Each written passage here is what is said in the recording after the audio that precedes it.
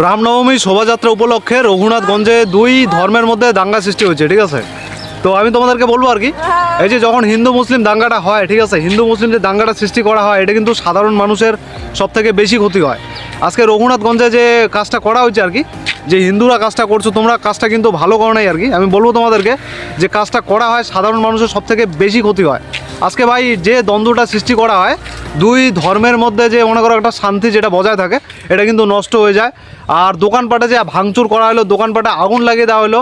আজকে যেই মানুষটা একটা দোকানের উপর নির্ভর করে তার সংসার চলে, যেই মানুষটা তার একটা দোকানের উপর নির্ভর করে তার সংসারটা পুরো চালায়, তোমরা কি করলা, সেই দোকানটা ভেঙে দিলা, দোকানে আগুন লাগিয়ে দিলা, ঠিক আছে। এই কাজটা তোমরা ভালো করো নাই, যারা করছো আর কি অনেক খারাপ করছো। আমি তোমাদেরকে ভাই বলবো আর কি, তোমাদেরকে ধিক্কার জানাই, তোমরা যে কাজটা করছো আর কি সেটা সাধারণ মানুষের সাথে করলা। আজকে সাধারণ মানুষের জীবনের সাথে খেলা হচ্ছে, ঠিক আছে। আর এখন এই বিষয়টা চলে যাবে রাজনীতিতে, ঠিক আছে, এখন রাজনীতিতে চলে যাবে। আর এর পরিপ্রেক্ষিতে আরও দ্বন্দ্ব লাগবে, আরও হবে ভাই, এটা তো খালি শুরু। এর পরবর্তীতে আরও অনেক কিছু হবে, সেটা তোমরা সময়ের সাথে সাথে দেখতে পারবা। আর দ্বন্দ্ব আবারও লাগবে, আমি আগে অ্যালার্ট দিচ্ছি তোমাদেরকে, ঠিক আছে। কারণ ভোট চলে আসছে, বিধানসভা ভোট, আর ভোটের কারণে হবে। আর এখন দেখো খেলাটা কিন্তু শুরু হয়ে গেছে, এই খেলাটা চলবে, আর এখানে মরবে সাধারণ মানুষ, অনেক মানুষের জীবনও যেতে পারে, এটা তোমরা দেখতে পারবা শুধু সময়ের সাথে সাথে, ঠিক আছে। আর আমি একটা ভিডিও ক্লিপ দিচ্ছি এখানে, ভিডিও ক্লিপটা তোমরা এখানে দেখতে পারো।